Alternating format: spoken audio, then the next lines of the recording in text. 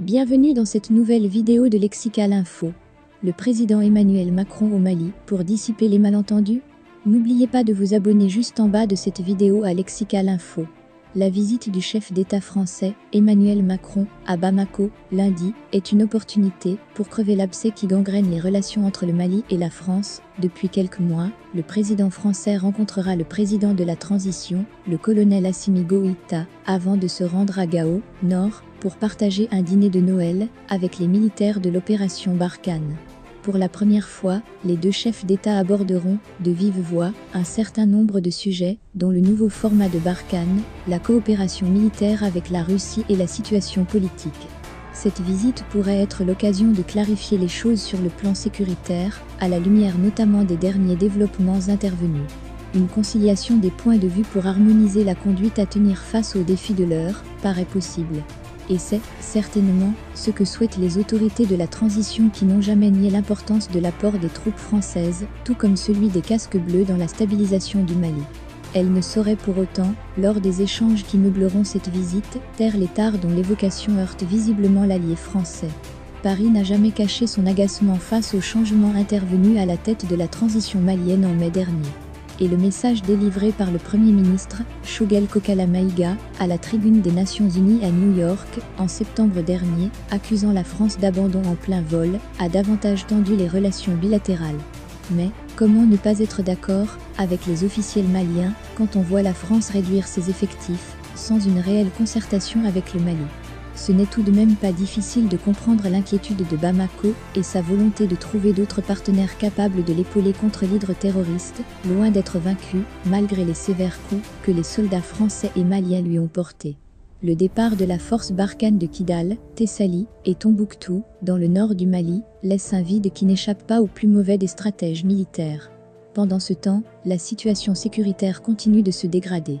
Le pays est encore sous le choc du drame de Songo, dans la région de Mopti, centre, où 31 personnes, dont des nourrissons et leurs mères, ont péri dans le feu, suite à une attaque terroriste, particulièrement cruelle. Le bilan en rappelle d'autres, Sobanda, Ogossagou et Ouattaguna d'une ignominie tout aussi indescriptible, mais également les attaques qui ont récemment visé des véhicules de transport, dans le cercle de Niono, toujours dans le centre. Les passagers de ces véhicules n'ont été que dépouillés de leurs biens, quand ils n'ont pas été tout simplement contraints à les regarder partir en fumée. La région de Kaye, ouest, n'est pas épargnée non plus. Tout comme celle de Sikasso, sud. Clairement, les terroristes veulent transformer les axes routiers stratégiques en mouroirs. Les économies locales, estropiées par ricochet, flancheront inéluctablement. Les populations deviendront alors si vulnérables qu'elles n'auront d'autre choix que de pactiser avec le diable. Songo ne bouclera peut-être pas la série noire, puisque les lugubres individus qui nous imposent la guerre resteront ce qu'ils ont toujours été, c'est-à-dire des fanatiques arriérés. Que les autorités de la transition fassent, dans ces conditions, de la sécurité, leur priorité absolue relève du bon sens.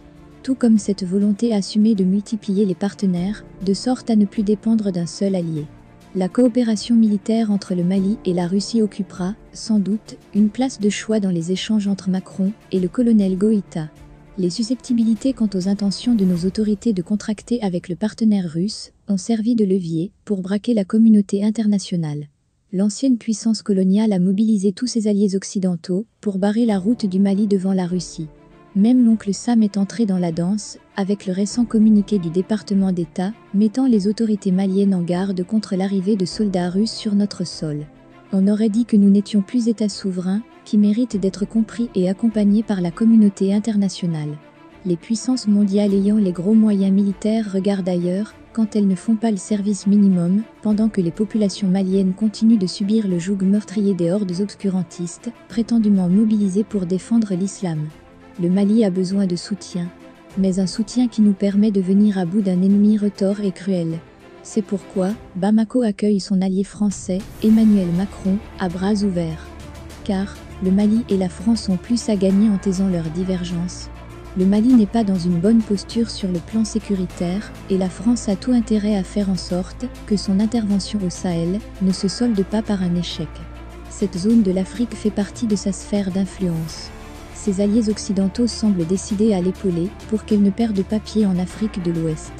Si les relations entre nos deux pays sont glaciales, c'est que l'Hexagone exige que la situation politique se gère à ces conditions, qui ne sont pas forcément celles susceptibles de sortir notre pays du gouffre dans lequel il est plongé depuis une décennie.